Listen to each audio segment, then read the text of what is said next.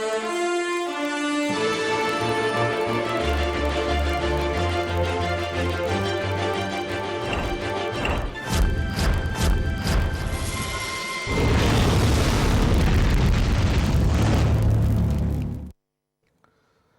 मी आशिष जाधव. हल्ला बोल मध्ये तुमचं स्वागत आहे.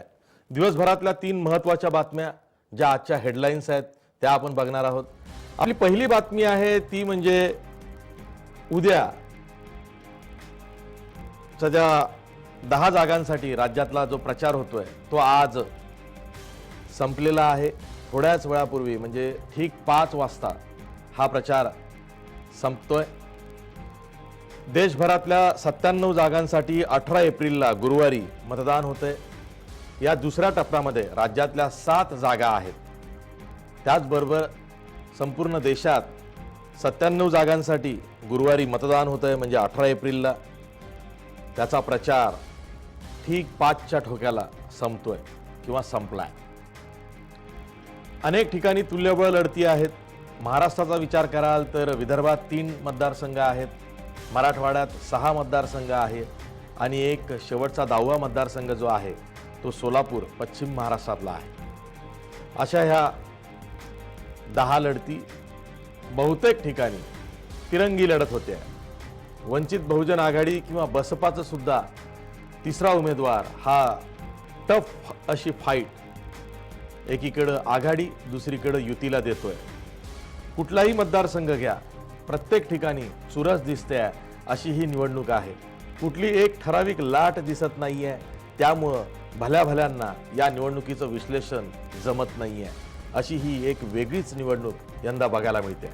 आपली दुसरी बातमी आहे ती म्हणजे या निवडणुकीतला महाराष्ट्रातला जो एक्स फॅक्टर आहे तो म्हणजे राज ठाकरेंच्या प्रचार सभा.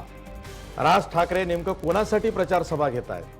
इथपासून तर ते एका ठराविक पक्षाला मतदान करू नका असं जे आवाहन करतायत ते कोणाच्या सांगण्यावरून करतायत? महत्त्वाचं म्हणजे राज ठाकरेंच्या प्रचार सभांचा खर्च हा नेमका कोणाचा आहे? त्यांच्या पक्षाचा असेल तर तो कशा पद्धतीचा असेल? कारण राज ठाकरेंनी किंवा मनसेनं आपले उमेदवार रिंगणात उतरवलेले नाहीत.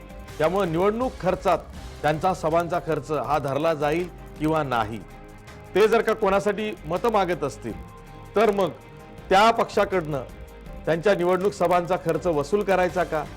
या संदर्भातली तक्रार भाजपनं राज्य निवडणूक आयोगाचे जे अधिकारी असतात, केंद्रीय निवडणूक आयोगाचे जे राज्यातले निवडणूक अधिकारी असतात त्यांच्याकडे केलेली आहे. आता यावरती निवडणूक आयोग माहिती गोळा करण्याचं काम करते आहे. म्हणजे एकूणच निवडणूक आयोगानं कार्यवाही ही सुरू केलेली आहे. आपली तिसरी बातमी आहे ती म्हणजे काल केंद्रीय निवडणूक आयोगानं एक कारवाई केलेली आहे. सुप्रीम कोर्टाच्या बडग्यानंतर अखेर केंद्रीय निवडणूक आयोगानं कारवाई सत्र सुरू केलेलं आहे. जे जाती धर्मावरती मतं मागतील किंवा द्वेषपूर्ण प्रचार करतील किंवा आक्षेपार्ह विधानांनी प्रचार फिरवतील अशांवरती कारवाई करण्यास केंद्रीय निवडणूक आयोगानं सुरुवात केलेली आहे.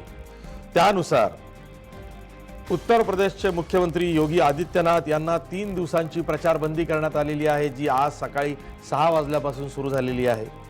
तसंच सपाचे म्हणजे समाजवादी पक्षाचे रामपूरचे उमेदवार आझम खान यांनाही आक्षेपार्ह विधानांबद्दल 3 दिवसांची प्रचारबंदी करण्यात आलेली आहे.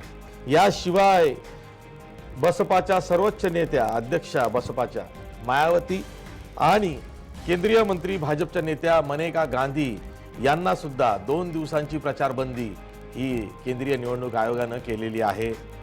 अशा प्रकारे 3 दिवसांची प्रचारबंदी ही योगी आदित्यनाथ आणि आझम खान यांना करण्यात आली आहे. तर 2 दिवसांची प्रचारबंदी ही मायावती आणि मनेका गांधी यांना करण्यात आलेली आहे. प्रश्न असा आहे की केवळ जाती धर्मावरच नाही किंवा द्वेषपूर्ण भाषणच नाही तर मग शहीदांच्या नावांचा वापर, जवानांच्या नावाचा वापर यावर सुद्धा तक्रारी आहेत. ह्या बाबी निवडणूक आयोगाच्या कक्षेत येतात का? यावर सुद्धा सध्या डिबेट सुरू आहे, चर्चा सुरू आहे. प्रचार कसा करायचा, कसा करू नये यावरती चर्चा सुरू आहे. आपल्याला सुद्धा त्यावर चर्चा करायची आहे. ह्या होत्या 3 बातम्या. आता आपण बातम्या सविस्तरपणे बघूया. पहिली बातमी, आपली पहिली जी बातमी आहे ती राज्यातल्या 7 जागांसाठी आता प्रचार संपलेला आहे. जी आदर्श आचारसंहिता असते 48 तासांची ती सुरू झालेली आहे. परवा म्हणजे गुरुवारी 18 एप्रिलला 10 जागांसाठी राज्यात दुसऱ्या टप्प्याचं मतदान होतंय. देशभरात 97 जागांसाठी दुसऱ्या टप्प्याचं मतदान हे गुरुवारी 18 एप्रिलला होतंय. राज्यातल्या त्या 10 जागा आहेत. इंटरेस्टिंग लढती आहेत. अमरावती, अकोला, विदर्भ हे 3 मतदारसंघ हे विदर्भातले आहेत. अमरावती, अकोला आणि बुलढाणा हे 3 मतदारसंघ विदर्भातले आहेत. त्यानंतर मराठवाड्यातले 6 मतदारसंघ आहेत. हिंगोली, परभणी, लातूर, नांदेड, उस्मानाबाद, बीड असे हे 6 मतदारसंघ मराठवाड्यातले आहेत. आणि एक मतदारसंघ जो आहे 10वा तो सोलापूर मतदारसंघ आहे जो पश्चिम महाराष्ट्रातला आहे. अशा 10 मतदारसंघांमध्ये दुसऱ्या टप्प्याचं मतदान गुरुवारी 18 एप्रिलला होतंय. त्याचा प्रचार आता संपलेला आहे. काँग्रेसचे प्रदेशाध्यक्ष खासदार अशोक चव्हाण असतील, चंद्रकांत खैरे असतील, शिवसेनेचे 4 वेळचे खासदार, किंवा सुभाष वानखडे माजी आमदार शिवसेनेचे जे यंदा काँग्रेसकडनं लढतायत ते असतील, हेमंत पाटलांसारखा एक फायर ब्रँड आमदार शिवसेनेचा तोही हिंगोलीमधून लढतोय. उस्मानाबादमध्ये सुद्धा घरातच टक्कर दिसते. ओमराजे निंबाळकर विरुद्ध राणा जगजितसिंग पाटील यांच्यात लढत होते. सोलापूरमध्ये देशाचे माजी केंद्रीय गृहमंत्री तसंच राज्याचे मुख्यमंत्री सुशीलकुमार शिंदे यांचा सामना हा वंचित बहुजन आघाडीचे नेते अध्यक्ष ॲडव्होकेट प्रकाश आंबेडकर यांच्याशी होतोय. तसंच प्रकाश आंबेडकर हे सोलापूरमधूनही लढतायत आणि अकोलामधून सुद्धा ते निवडणुकीच्या रिंगणात उभे आहेत. दोन्ही ठिकाणी एकाच दिवशी म्हणजे गुरुवारी मतदान होत आहे. अशा ह्या इंटरेस्टिंग लढती आहेत. बीडचा सामना हा जातीवरती गेलेला आहे. तिथं सुद्धा इंटरेस्टिंग बॅटल आहे. त्यामुळे ह्या 10 मतदारसंघांबरोबरच देशभरातल्या 97 मतदारसंघांमध्ये गुरुवारी दुसऱ्या टप्प्याचं मतदान होत आहे. आपल्याला माहिती आहे पहिल्या टप्प्यात राज्यातल्या 7 जागांवरती मतदान झालं. देशभरातल्या 91 जागांवरती मतदान झालं होतं. आता हा दुसरा टप्पा आहे ज्यासाठी गुरुवारी मतदान होत आहे. इथं राज्यातल्या 10 जागा आणि देशभरातल्या 97 जागांसाठी मतदान पार पाडलं जाणार आहे. ही होती आपली दुसरी बातमी. पुन्हा जाऊया दुसऱ्या बातमीकडे. या पहिल्या बातमीनंतर आपली दुसरी बातमी आहे ती म्हणजे राज ठाकरेंच्या प्रचार सभांची. मनसेचे अध्यक्ष राज ठाकरे एकामागून एक प्रचार सभा घेत आहेत. पण ते प्रचार नेमका कोणाचा करतायत? ते युतीसाठी मतं मागतायत का? ते आघाडीसाठी मतं मागतायत का? ते युतीच्या विरोधात मतदान करू नका असं आवाहन करतायत का? की ते एका ठराविक नेत्याच्या विरोधातच प्रचार सभा घेत आहेत किंवा एका ठराविक पक्षालाच विरोध करतायत? यावरती जोरदार चर्चा सुरू आहे. सत्ताधारी भाजपला असं वाटतंय की राज ठाकरेंचा प्रचार हा केवळ मोदी विरोधात आहे, भाजपच्या विरोधात आहे. म्हणून भाजपनं निवडणूक आयोगाकडे तक्रार सुद्धा केलेली आहे की यांच्या सभांचा खर्च कोण करतंय. आजही भाजपचे नेते राज्याचे मंत्री विनोद तावडे यांनी आरोप केलेला आहे की जिथे म्हणून आधी शरद पवार सभा घेतात तिथेच राज ठाकरे सभा घेतात. त्यांचा रोख असा आहे की शरद पवारांच्या शिकवणीनंतर राज ठाकरे ह्या प्रचार सभा घेत आहेत. बरं, राज ठाकरेंच्या प्रचार सभांचा फंडा सुद्धा खूप वेगळा आहे. पहिल्यांदा ते प्रेझेंटेशन करत भाषण करतायत. म्हणजे काय चुकतंय, काय बरोबर आहे, काय बरोबर नाही आहे हे सांगतानाच मतदान करा करू नका हे सगळं सांगतायत. आणि त्यावरनं आता एक खल सुरू झालेला आहे की जर का अशा पद्धतीनं स्वतःचे उमेदवार निवडणुकीच्या रिंगणात उभं न करता जर का कोणी प्रचार करत असेल, मतं मागत नसेल ठीक आहे, पण ठराविक पक्षाला किंवा नेत्याला मतदान करू नका हे सुद्धा एक प्रकारचं आवाहन आहे. आणि जर का असं आवाहन आचारसंहितेच्या काळात, निवडणुकीच्या काळात होत असेल तर मग त्यावरती निवडणूक आयोगाचा काही बडगा आहे की नाही, काही बंधनं आहेत की नाही. आपल्याला जी माहिती मिळते आहे त्यानुसार केंद्रीय निवडणूक आयोगाचे जे राज्यातले निवडणूक अधिकारी आहेत ते सुद्धा या संदर्भातली माहिती घेत आहेत. ते सुद्धा संभ्रमात आहेत की नेमकी कारवाई करायची तर कशी. म्हणून कार्यवाही ही सुरू झालेली आहे. भाजपनं जी तक्रार केली होती निवडणूक आयोगाकडे त्यावरती निवडणूक अधिकाऱ्यांनी कार्यवाही सुरू केलेली आहे. त्यानुसार राज ठाकरेंच्या ज्या सभा झालेल्या आहेत त्याची माहिती गोळा करण्याचं काम सुरू झाल्याची जी माहिती जय महाराष्ट्र न्यूजच्या हाती लागलेली आहे त्यानुसार जितक्या म्हणून सभा झाल्या असतील, त्याच्या व्हिडिओ क्लिपिंग्ज असतील, त्या सभांचं आयोजन असेल, खर्च कशा पद्धतीनं झाला, अशी सगळी माहिती गोळा करण्याचं काम प्राथमिक पातळीवरती किंवा तिथल्या अधिकाऱ्यांकडनं माहिती मंत्रालय दरबारी, जिथे राज्याचे निवडणूक अधिकारी बसत आहेत, तिथे हे काम सुरू झालेलं आहे. यावरच आम्ही राज ठाकरेंचे अगदी विश्वासू सहकारी माजी नगरसेवक संदीप देशपांडे यांच्याशी संपर्क साधला होता. त्यांनी याविषयी काय माहिती दिली बघा. विषय असा आहे की किती तक्रारी निवडणूक आयोगाकडे केल्या तरी माननीय राजसाहेबांची सभा होणार ही काळ्या दगडावरची पांढरी रेघ आहे. नंबर 1. नंबर 2, जर आमच्या सभांचा एवढा भाजपला भीती वाटत असेल तर ती का वाटते? कारण राजसाहेब जे प्रश्न विचारतात त्या प्रश्नांची उत्तरं कुठलीही यांच्याकडे नाहीत. त्यामुळे अशा पद्धतीची भीती वाटते. लोकशाहीमध्ये प्रत्येकाला आपलं मत मांडण्याचा अधिकार आहे. आज लोकशाही आम्हाला दिलेला अधिकार आहे. तर आम्ही आमची मतं जर सभेच्या माध्यमातून मांडत असू तर कोणाला काय विषय आला त्याच्यामध्ये? बरं, आमच्या सभेचा खर्च आम्ही करतोय स्वतः, मग भाजपला ऑब्जेक्शन असण्याची गरज काय? आणि मुळात भाजपला एवढी भीती का वाटते हे विनोद तावडेंनी एकदा स्पष्ट केलं पाहिजे. विनोद तावडेंनी बरंच काही स्पष्ट केलं पाहिजे. सध्या विनोद तावडे प्रचार सभा करत नाही आहेत. ते मुंबईत ठाण मांडून बसलेले आहेत. त्यांच्यावर पक्षानं जबाबदारी दिली आहे, ती म्हणजे जे काही वाद होतील, ज्या काही बातम्या येतील त्यावरती पक्षाचे प्रवक्ते म्हणून त्यांनी पत्रकार परिषद घ्यायची आणि उत्तरं द्यायची. प्रश्न असा आहे की राज ठाकरेंच्या प्रचार सभांमुळं भाजपची मोठी अडचण झालेली आहे आणि त्या अडचणीतून मग विनोद तावडे पत्रकार परिषद घेत आहेत, वेगवेगळ्या प्रश्नांवरती बोलत आहेत. याही प्रश्नावर ते बोललेले आहेत. राज ठाकरेंविषयी त्यांनी स्वतःचं एक प्रेझेंटेशन तयार केलेलं आहे. त्या संदर्भात ते काय बोलत आहेत बघा.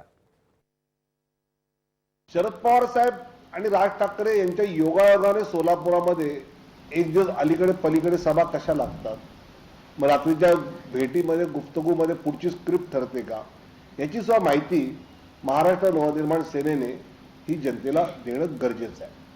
3 वर्षापूर्वी ज्यावेळी ते गाव डिजिटल झालं त्यावेळीची ती जाहिरातीमध्ये ज्या गावात काय काय बदल झाले हे याच मुलांनी नेऊन दाखवलं होतं.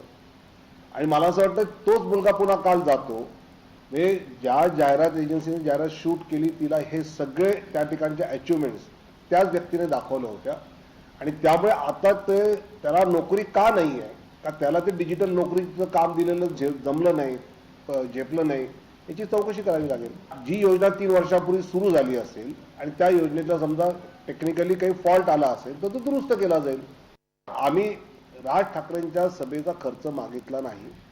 तो खर्च कुठल्या अकाउंटला दाखवणार, कुठल्या पक्षाच्या, कुठल्या उमेदवाराच्या, एवढाच मुद्दा आहे. आणि मोदीजी हे स्टार प्रचारक आहेत, त्यामुळे त्यांच्या दौऱ्याचा सगळा खर्च पक्ष हा वेळोवेळी निवडणूक आयोगाला देतच असते. दुसरा मुद्दा, राज ठाकरे कोणत्या पक्षाचे स्टार प्रचारक आहेत तेही त्यांनी स्पष्ट करावं. मग काँग्रेस तसं तर दाखवेल त्यांच्या खर्चामध्ये, राष्ट्रवादी दाखवेल त्यांच्या खर्चामध्ये. मनसेनं जे स्पष्टीकरण दिलेलं आहे, एक तर मनसे निवडणुकीच्या रिंगणात उतरलेली नाही, पण भारतीय लोकशाही समृद्ध करण्यासाठी कोणाला मतदान करा यापेक्षा कोणाला मतदान करू नये हे आम्ही सांगतो आहोत, असं स्पष्टीकरण मनसेचं आहे.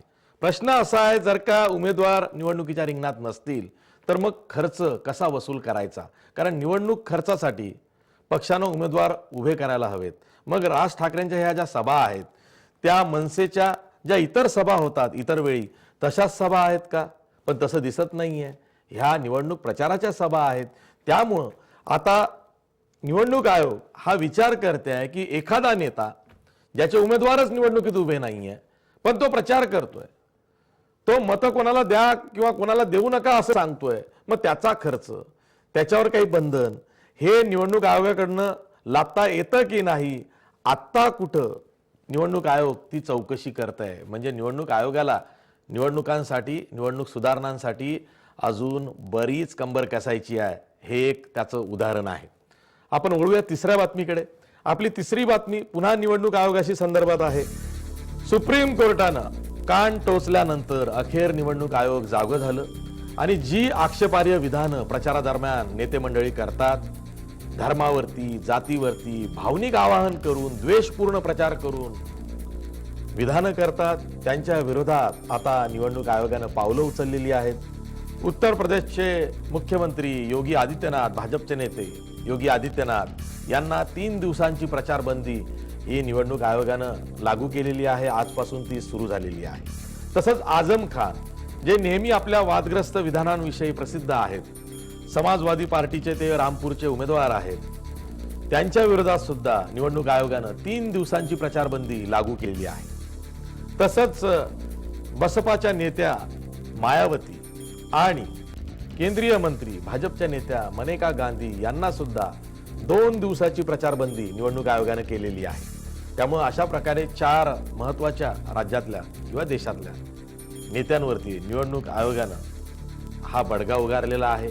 महत्त्वाचं म्हणजे हे जे 4ही नेते आहेत, मायावती, मनेका गांधी, योगी आदित्यनाथ, आझम खान यांच्या ज्या प्रचार सभा होत्या त्या उत्तर प्रदेशातल्या आहेत। हे उत्तर प्रदेशचे नेते आहेत खऱ्या अर्थानं, आणि म्हणून मग त्यांच्यावरती नेमक्या कोणत्या कलमाद्वारे किंवा कोणत्या शिफारशींद्वारे, तक्रारींद्वारे ही कारवाई केली गेलेली आहे, आणि मग असाच प्रकार देशात इतरत्र का होत नाही। अनेक ठिकाणी भावनिक आवाहन केलं जात आहे। मोठमोठे नेते छुप्या पद्धतीनं मतदारांना आकर्षित करण्याचा प्रयत्न करतायत। त्यांच्यावर सुद्धा अशीच कारवाई किंवा तसं धाडस केंद्रीय निवडणूक आयोग दाखवेल का, ही सुद्धा चर्चा आहे।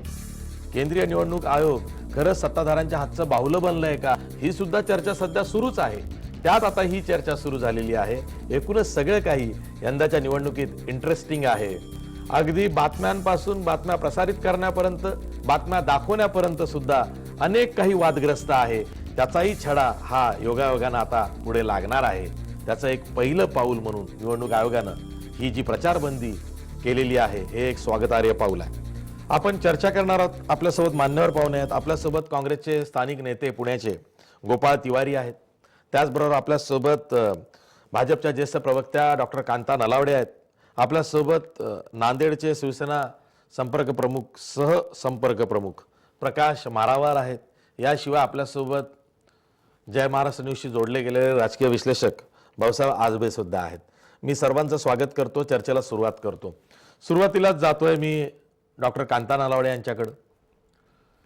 कांताताई, प्रश्न तोच आहे की राज ठाकरेंच्या ज्या सभा आहेत त्या नेमक्या कशासाठी होत आहेत, कोणाच्या विरोधात होत आहेत, हे काही लपून राहिलेलं नाही। प्रश्न हा आहे की त्यांनी उमेदवार निवडणुकीच्या रिंगणात उभे केलेले नाही, पण तरी सुद्धा ते प्रचार सभा घेत आहेत। प्रचार सभांमधून ते भाजपला किंवा मोदींना मतदान करू नका असं आवाहनही करतायत, तेही काही लपून राहिलेलं नाही। अशा वेळी त्यांच्या विरोधात तक्रार करून केवळ निवडणुकीचा खर्च कोणाचा एवढीच तक्रार आहे की यांना आवर घाला, ही पण तक्रार आहे भाजपची?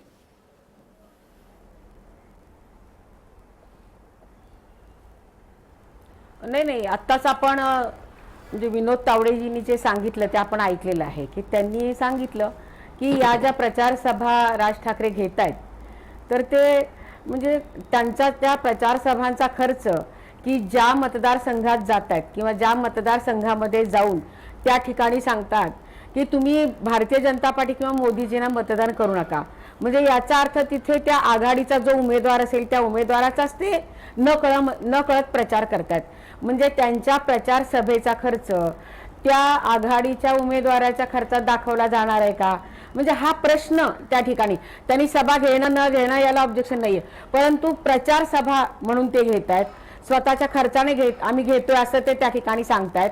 आणि जर आपण पाहिलं की राज ठाकरे जे वीक कॉन्स्टिट्युन्सीज आहेत तर त्या ठिकाणी जातच नाहीयेत। तुम्ही जर पाहिलं तर बघा, त्यांनी स्वतःहून सांगितलं की मी अशोक चव्हाणांसाठी म्हणजे सभा घेणार आहे।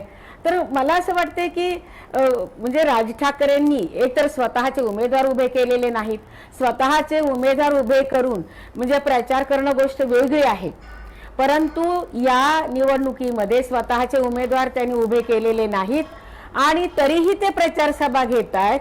आणि त्या प्रचार सभेमध्ये ज्या लोकसभा मतदारसंघामध्ये जात आहेत तिथे ते सांगतायत, म्हणजे ते असं कसं सांगतील ना की यांना मतदान करा सांगत नाही, ते हुशार आहेत, पण सांगतात काय, मोदींना किंवा भारतीय जनता पार्टीला म्हणजे मतदान करू नका. याचाच अर्थ ते इतके चतुर आहेत की न कळत ते त्या उमेदवाराचाच प्रचार करतायत.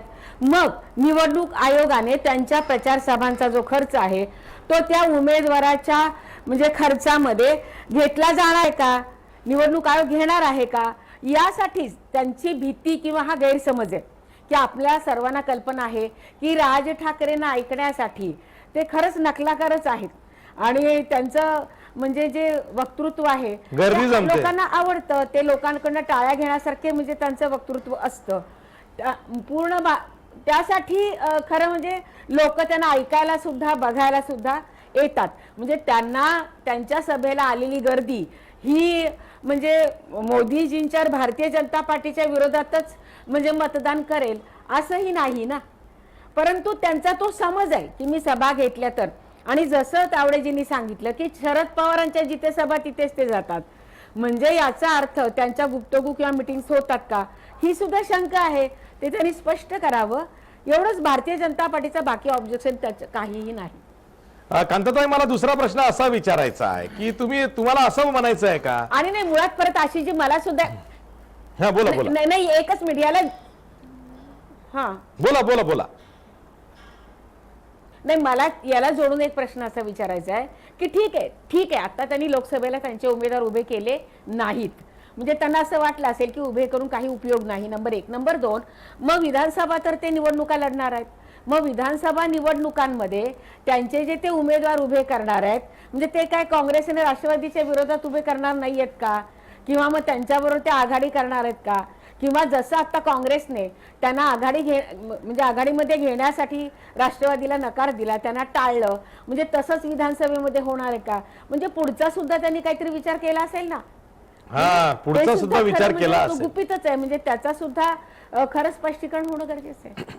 पण कांताताई, माझा प्रश्न असा आहे, बघा मुंबई बाहेर राज ठाकरेंनी पहिली सभा कुठे घेतली, नांदेडला घेतली.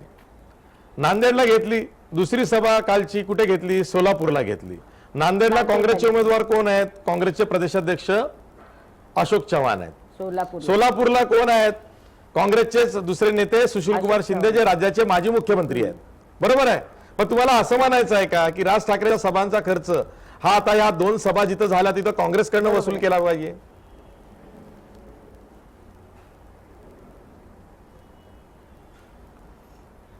अशी जी तुमच्या लक्षात आलं नाही की म्हणजे कदाचित मला माझ्या म्हणण्याचा अर्थ म्हणजे त्याचा हे झालं असेल, कारण मी काय म्हटलं तुम्हाला की ज्या ठिकाणी ते सभा घेत आहेत त्या ठिकाणी ते काय सांगतायत की तुम्ही मोदी किंवा भारतीय जनता पार्टीला मतदान करू नका.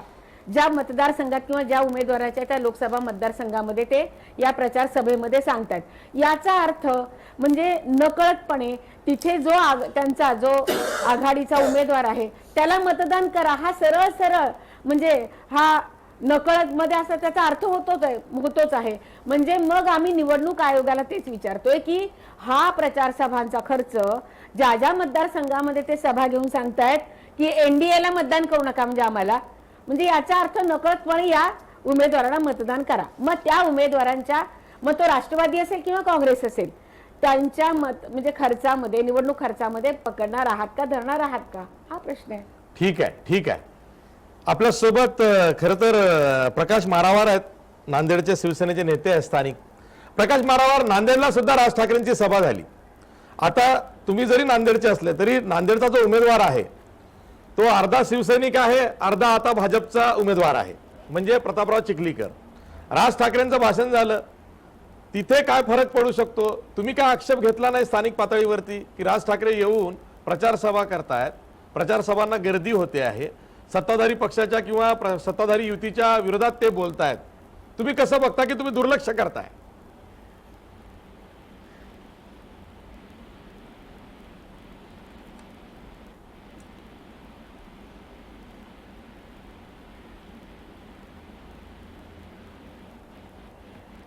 हा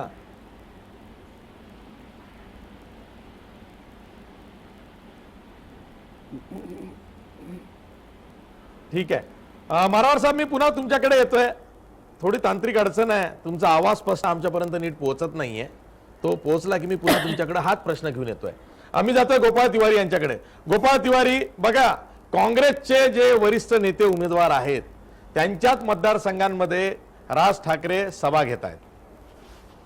भले ते मनसेच्या बॅनरखाली मनसेच्या व्यासपीठावरनं बोलतायत, पण त्याचा नकळत फायदा हा आघाडीच्याच उमेदवारांना होणार आहे. अशा वेळी तुम्ही असं म्हणू शकत नाही काँग्रेस म्हणून किंवा राष्ट्रवादी म्हणून की राज ठाकरे हे त्यांचं कर्तव्य पार पाडतायत, तो त्यांचा प्रपंच आहे, पण लाभार्थी तुम्ही सुद्धा आहात ना त्याचे.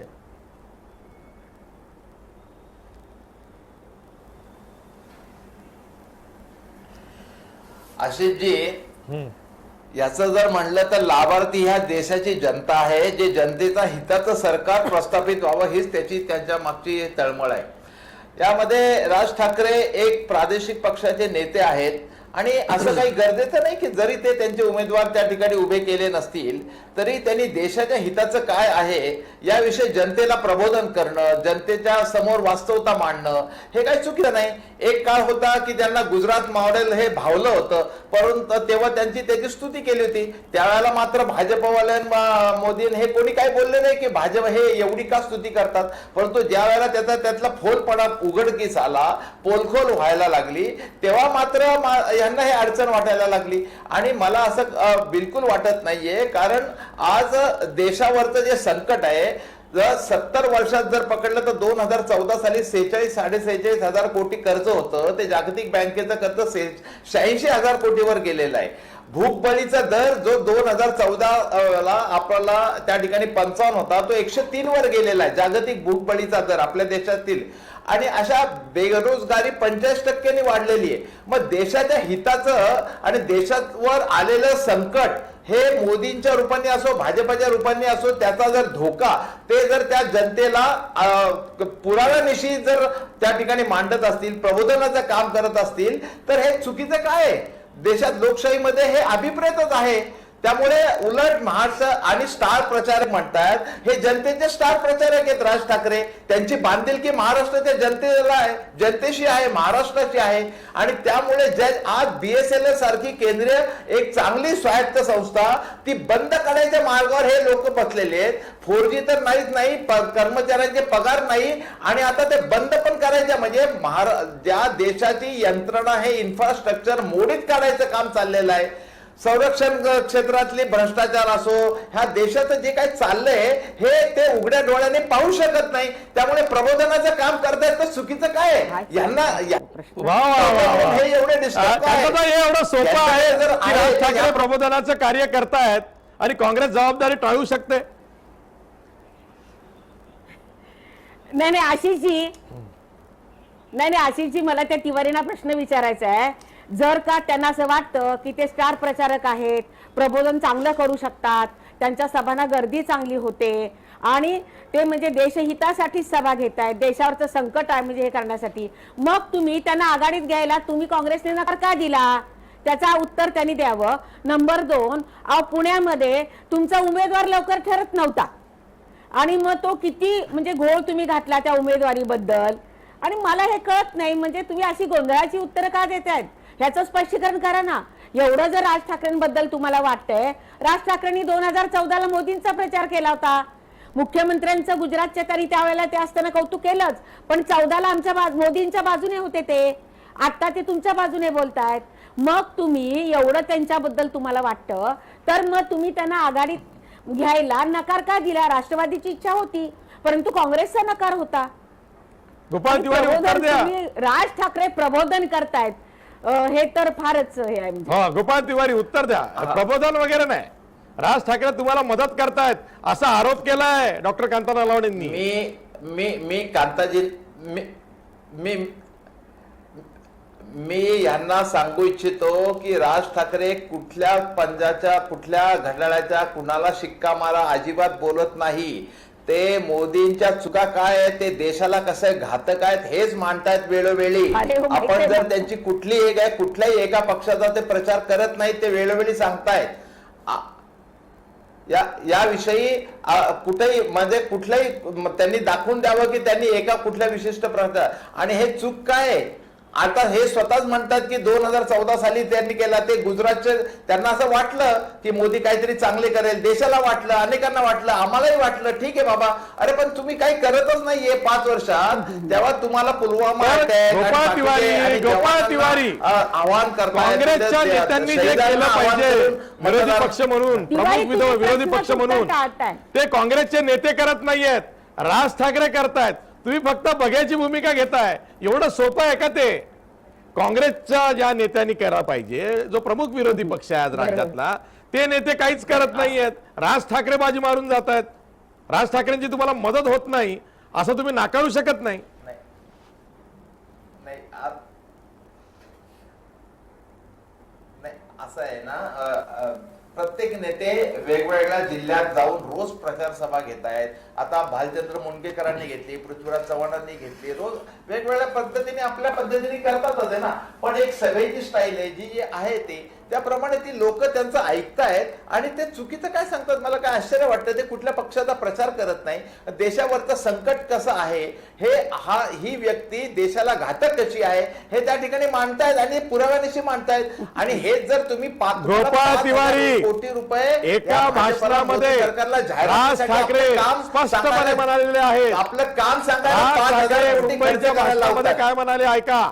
राज ठाकरे मुंबईच्या भाषणामध्ये काय म्हणाले होते की यंदा राहुल गांधींवर विश्वास ठेवून पहा. ते जर का पंतप्रधान होत असतील तर त्यांच्यावर विश्वास ठेवून पहा, असं राज ठाकरे ऑन रेकॉर्ड बोललेल्या भाषणात. मग त्यांचा काँग्रेस बरोबर छुपा संबंध नाही, समझोता नाही, असं कसं म्हणू शकता तुम्ही?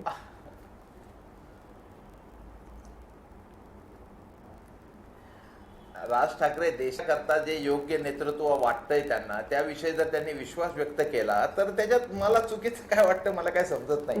त्यामुळे या सगळ्या गोष्टीला हे सगळं म्हणजे चुकीचं इथं वाटत नाही हो तुम्हाला, पण तिकडे उत्तर प्रदेश बिहार मध्ये चुकीचं वाटतं ना मनसेला सोबत घेणं. तुमचं काम मानता येत नाही. 5,000 कोटी तुम्ही जाहिरातीसाठी खर्च करताय तुमचं काम मांडायला, आणि डिजिटल इंडियाच्या माध्यमातून खरी आकडे देत नाहीत, वेबसाईटवर माहिती देत नाही आणि त्याचा पर्दाफाश करतायत. ते मला काही समजत नाही. जर लोकशाहीमध्ये एखादा पक्ष देशाला घातक काय आणि चांगलं काय याच्यातला फरक तफावत सांगत असेल, जनतेला समजावून सांगत असेल, तर चूक काय त्याच्यामध्ये? पण त्यामध्ये जर का पक्षपातीपणा करत असेल तर, पक्षपातीपणा हा खूप चांगला शब्द आहे. त्याच्यामध्ये काही राज ठाकरे आपल्या भाषणात जर का पक्षपातीपणा करत असतील तर, आणि त्याचा लाभार्थी हा न कळत आघाडी काँग्रेस आणि राष्ट्रवादी असेल तर मग आक्षेप घ्यायला नको गोपाळ तिवारी. हे बघा, 5 वर्षाची कारकीर्द बघून देशाला किती हे हानिकारक आहे मोदी सरकार हे बघून त्या ठिकाणी कलकत्त्यामध्ये, बंगालमध्ये अनेक विविध पक्ष एकत्र एका मुद्द्यावर आलेले आहेत राष्ट्रीय पातळीवर. त्या याच्यात अजून ते नाहीयेत, परंतु कदाचित किमान त्यांना याच्यातला तफावत आणि याच्यातला फरक कळतोय, ते संबोधित करतायत लोकांना. आणि ते मोठा धोका देशावरचं वाढलेलं कर्ज, बेरोजगारी वाढलेली, हे देशाला घातक गोष्टी आहेत. आणि लोकशाहीमध्ये हे अभिप्रेत नाही का? एखाद्या पक्षाने जर जनतेचं प्रबोधन केलं, वस्तुस्थिती मांडली, तर यांना एवढ्या मिरच्या लागायचं काय? ठीक आहे. का धाकधूक वाटते याच्यामुळे? ठीक आहे.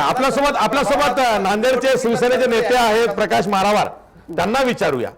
प्रकाश मारावार, बघा नांदेडला जी राज ठाकरेंची सभा झाली ती कोणासाठी झाली, कशी झाली, त्यांनी तिथं काय सांगितलं लोकांनी किंवा मतदारांनी ते कसं घेतलं, हा वादाचा विषय आहे. पण तुम्ही कसं बघता? राज ठाकरेंच्या भाषणाकडे दुर्लक्ष करायचं म्हणताय की राज ठाकरेंच्या भाषणांवर काहीतरी कारवाई झाली पाहिजे अशी मागणी करताय? हॅलो, हा बोला. हा सर, हॅलो बोला. हॅलो, बोला. मला नांदेडमध्ये जी राजसाहेबांची सभा झाली त्याकडे महायुतीने का दुर्लक्ष केलं? कारण हॅलो सलग बोला. हॅलो, येतं का? हो येत आहे, सलग बोला. हा, युतीने राजसाहेबांच्या भाषणाकडे का दुर्लक्ष केलंय? हॅलो, कारण गेल्या विधानसभेमध्ये राजसाहेबांची जी सभा झालेली आहे नांदेड शहरामध्ये, सभा झाल्यानंतरही नांदेडकरांनी, नांदेडच्या जिल्हा जनतेने त्यांच्या उमेदवाराचं डिपॉझिट जप्त केलं. ज्या पक्षाचा अध्यक्ष स्वतःचे उमेदवार उभा करत नाही ज्या पक्षाला ध्येय धोरण नाहीत, ज्या पक्षाला दिशा नाही, दिशाहीन नेत्यांचं नांदेडकर कधीही ऐकत नाही. हा नांदेडचा इतिहास आहे. म्हणून महायुतीचे उमेदवार असो, महायुतीचे कार्यकर्ते असो, महायुतीचे पदाधिकारी असो, यांनी राजसाहेबांच्या भाषणेकडे, राजसाहेबांच्या सभेकडे दुर्लक्ष केले. प्रकाश मारावार, आपल्याला कोणालाही मतांचं आवाहन करायचं नाहीये. ज्या 10 ठिकाणी आता प्रचार संपलेला आहे त्याचा उल्लेख करूनही बोलायचं नाहीये. तटस्थपणे बोला. मी तुम्हाला एक प्रश्न विचारतो. तुमच्या गावात राज ठाकरेंची सभा झाली, ती कोणासाठी घेतली हे त्यांनी सांगितलं नाही. ते मनसेच्या व्यासपीठावरून बोलले, मनसेचे अध्यक्ष या नात्याने बोलले. तिथे बघ्यांची गर्दी झाली, त्यामधला बहुतेक जो बघ्यांचा वर्ग होता तो मतदार आहे असं आपली समजूत आहे. समजा तो बरोबर आहे, मतदार आहे असं समजूया. मग आता त्या मतदारानं त्यांच्या भाषणातून काय घ्यावं, काय घेऊ नये, हा त्याचा जरी सत्सद विवेक बुद्धीनं केलेला विचार असेल, अधिकार असेल, तरी सुद्धा राज ठाकरे हे एका हेतून ह्या सभा घेत आहेत हे तरी तुमच्या लक्षात येत आहे का? हो, येते. 100% महायुतीच्या विरोधात त्यांनी सभा घेतलेली. बोला बोला. हा, युतीच्या विरोधात त्यांनी इनडायरेक्टली सभा घेतलेली आहे. ठीक आहे, ठीक आहे, ठीक आहे. मला तुमचा मुद्दा कळलेला आहे. आपण ब्रेक घेऊया. ब्रेक नंतर पुन्हा याच मुद्द्यावरती जे इतर कंगोरे आहेत त्याविषयी आपण चर्चा करणार आहोत. आपल्या सोबत राजकीय विश्लेषक भाऊसाहेब आजबे सुद्धा आहेत, त्यांच्याकडे सुद्धा जाणार आहोत. पुन्हा भेटूया ब्रेक नंतर.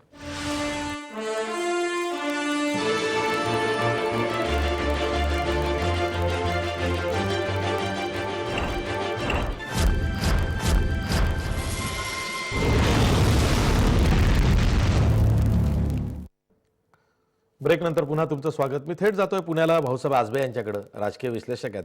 भाऊसाहेब आजबे, बघा, भाजपनं निवडणूक आयोगाकडे राज ठाकरेंच्या सभांना घेऊन तक्रार केलेली आहे. राज ठाकरेंच्या सभांचा खर्च कोण भागवतं, राज ठाकरे कोणाच्या इशारावरती ही भाषणं करतायत, इथपासून सगळी टीका आरोप भाजपकडनं केले जात आहेत. प्रश्न असा आहे, कोणी कितीही नाकारलं तरी राज ठाकरे हा असा एक फॅक्टर आहे या निवडणुकीतला, त्याच्याकडे कानाडोळा करून चालत नाही. अगदी आम्ही प्रसार माध्यम सुद्धा काही प्रमाणात थोडे बायस आहोत, कारण राज ठाकरेंचं भाषण आलं की आम्ही सुद्धा ती दाखवतो.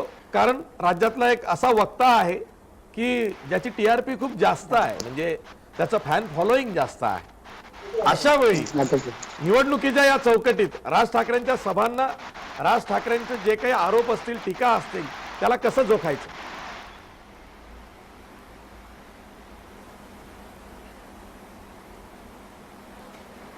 अशी जी एक गोष्ट अशी आहे की राज ठाकरे जरी त्यांचे कोणतेही उमेदवार उभे राहिलेले नसले आणि तरी प्रचार करत असले, तर हा प्रचार खर्च कुठे दाखवणार, तर तो पक्षाच्या खात्यावरती निश्चितच दाखवता येऊ शकतो. आणि त्यासाठी पक्षाचे उमेदवार उभेच असले पाहिजेत याचे काही जरुरी नाही.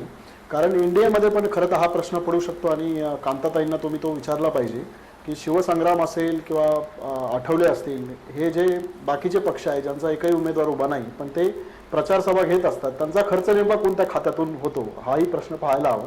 त्याच्यामुळे त्या अर्थाने टेक्निकली मनसेला फारशी काही अडचण ही दिसत नाही. पण अगदीच हे बरोबर आहे की राज ठाकरेंच्या गुढीपाडव्याच्या मेळाव्यापासून ज्या प्रकारे वातावरण बदललेलं आहे त्याच्यावरून आपल्याला असं म्हणता येईल की राज ठाकरे फॅक्टर हा त्या अर्थानं निश्चितच एक महत्त्वाची अशी भूमिका पाडणार आहे. म्हणजे 7-8 मतदारसंघ असे आहेत, त्याच्यामध्ये पुणे आहे, शिरूर आहे, नाशिक, कल्याण, ठाणे, मुंबईमधले 2-3 असे एक 7-8 मतदारसंघ असे आहेत की जिथं मनसेच्या उमेदवारांनी मागच्या वेळी 60,000 ते 1.5 लाख इथपर्यंत मतं मिळवलेली होती. त्यामुळे या मतदारसंघामध्ये मनसे हा थेट म्हणजे राज ठाकरे हा महत्त्वाचा फॅक्टर ठरणारच आहे, त्यात वादच नाही. आणि त्यापेक्षा महत्त्वाची गोष्ट अशी की त्यांच्या सभेला तिथं उपस्थित असणाऱ्या लोकांपेक्षाही त्याच वेळी लाईव्ह अनेक म्हणजे कोट्यावधी लोक जी महाराष्ट्रातले आहेत ती सभा पाहत असतात.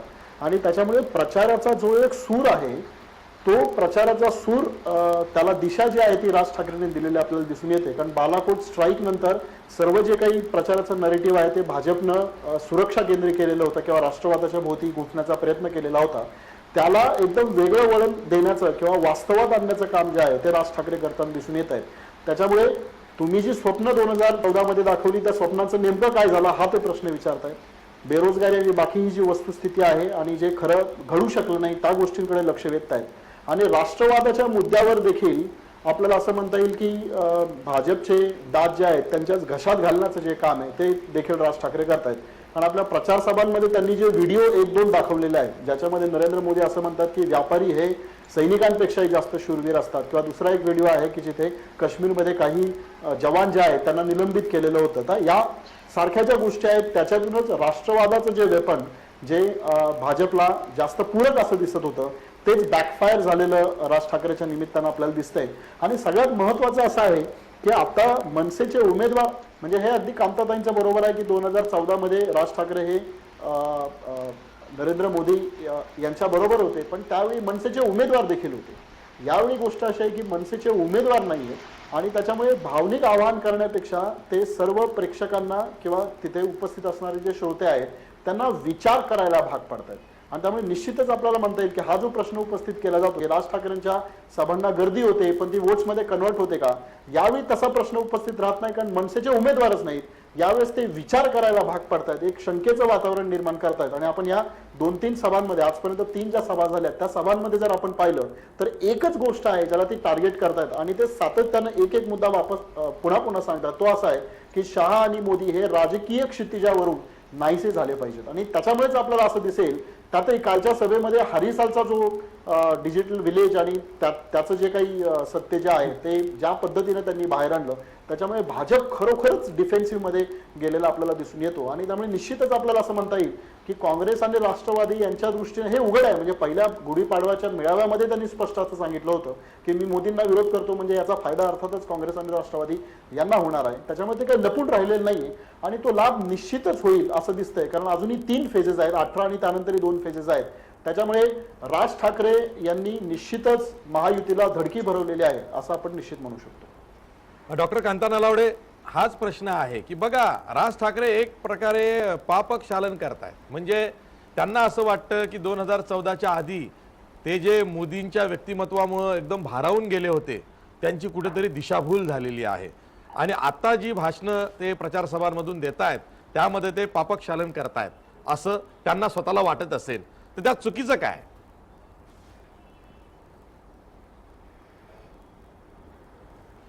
नाही आशिषजी, मला ते भाऊसाहेब आसबे जे राजकीय विश्लेषक आहे असं म्हणताय तुम्ही, परंतु ते एकांगीच बोलतायत हे लक्षात येते. राजकीय विश्लेषक असे नसतात. नंबर 2, त्यांनी जे बोलले की रामदास आठवले आणि विनायक मेटे आणि महादेव जानकर बोलत असताना मी मध्ये बोलले, ऐका ना, महादेव जानकर, सदाभाऊ खोत, एक लक्षात ठेवा, विनायक मेटे, रामदास आठवले, महादेव जानकर, महादेव जानकर, विनायक मेटे, रामदास आठवले. अरे हो बोला ना. अहो आशिषजी आशिषजी मला हे कल्पना आहे.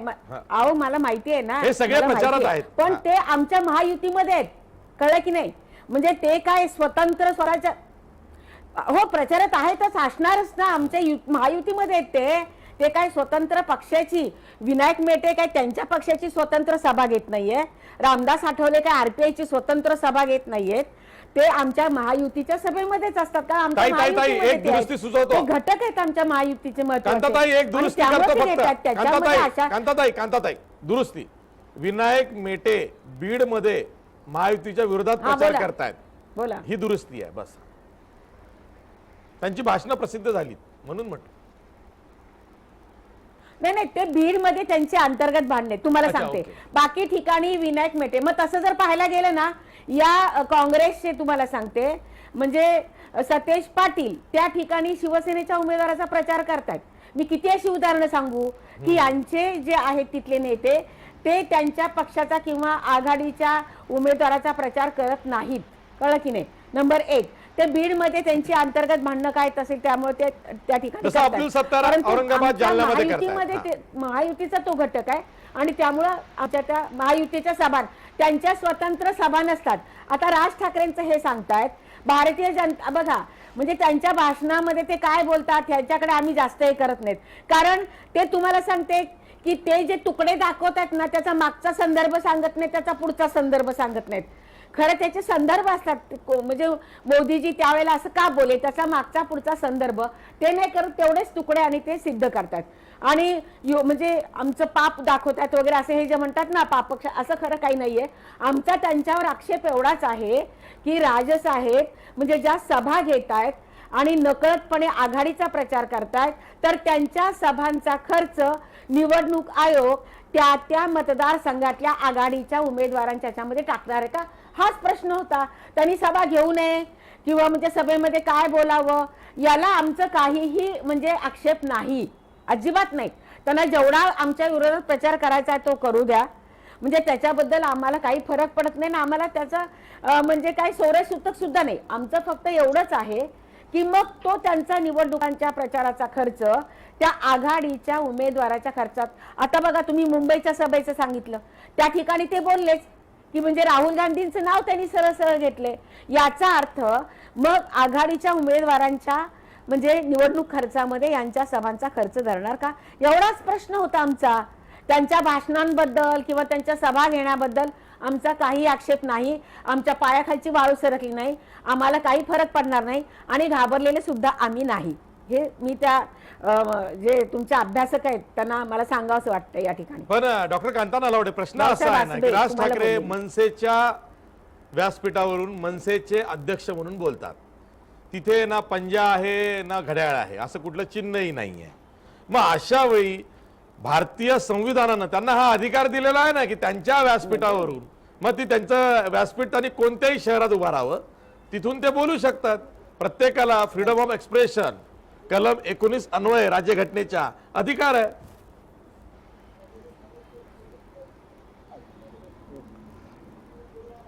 अशी जी निवडणूक काळांमध्ये आचारसंहिता सुरू असताना त्यांच्या एरवी सभा सगळीकडे होणं एक वेगळी गोष्ट आहे, परंतु त्या निवडणूक काळांमध्ये प्रचार सभा म्हणून ते घेत आहेत, म्हणजे प्रचाराच्या सभा आहेत त्या. मग या प्रचार सभांचा खर्च आहेच ना, जरी तिथे पंजा नसेल घड्याळ नसेल तरी सुद्धा इनडायरेक्टली म्हणजे न कळत पंजा आणि घड्याळासाठीच ते म्हणजे त्या ठिकाणी मतं मागतायत ना. मग का म्हणजे त्यांचा तो खर्च त्या उमेदवाराच्या खर्चामध्ये पकडला जायचा बरोबर आहे. मी नाही? तुमच्या उत्तराला हा एक मोठा पुष्टी प्रश्न जोडतोय. आहे. आपल्याला त्या प्रकाश प्रचार मारावर चांगलं एरवीच्या सांगू शकतील. सभांबद्दल आम्ही प्रकाश मारावर मला सांगा, ज्या दिवशी राज ठाकरेंची नांदेडमध्ये सभा झाली त्या दिवशी आघाडीची कोणती दुसरी मोठी सभा होती का नांदेडमध्ये?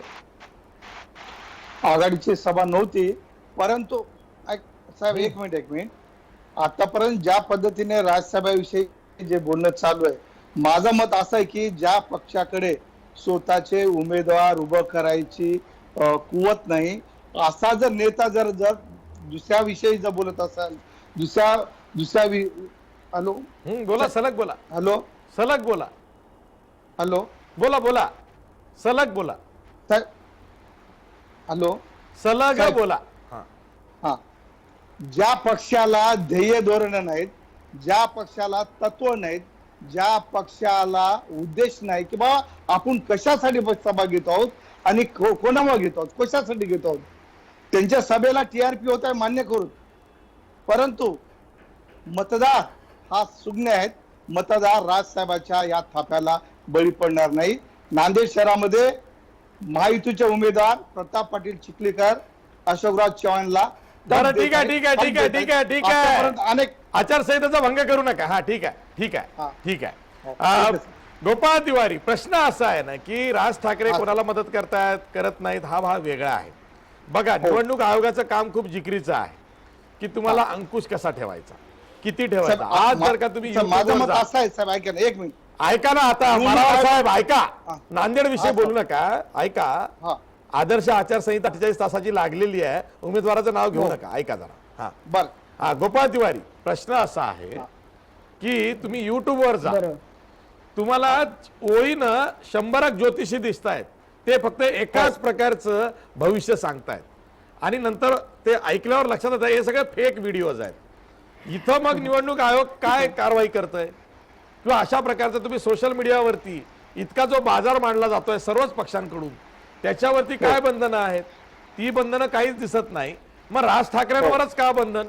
जर का त्यांना राज्यघटनेनं अधिकार दिला असेल फ्रीडम ऑफ एक्सप्रेशन, ते त्यांच्या व्यासपीठावरून बोलत असतील तर मग बंधन कसं?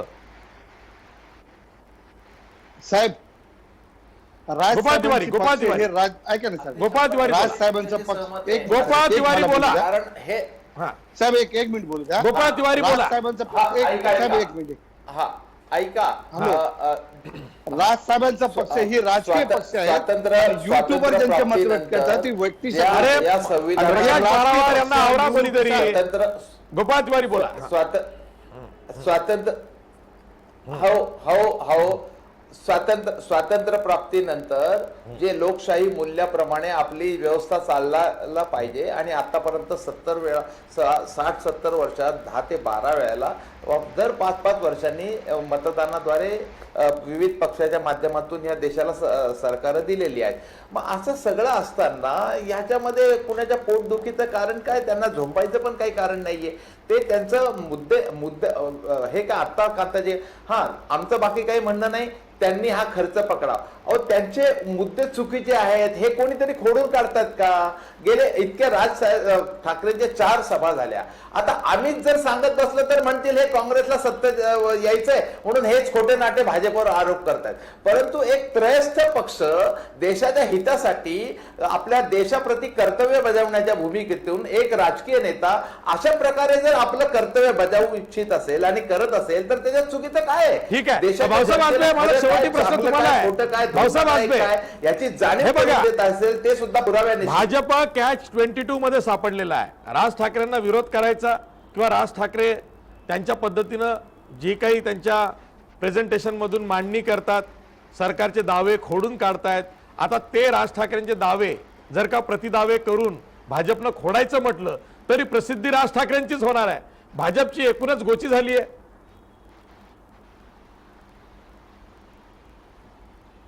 किंवा आपलेच मुद्दे राज ठाकरे कसे अगदी खोडून बरोबर आहे काढतायत आशिषजी. आणि हेच यामध्ये भाजप पुन्हा काय सांगू असं आहे पाहते. की राज ठाकरे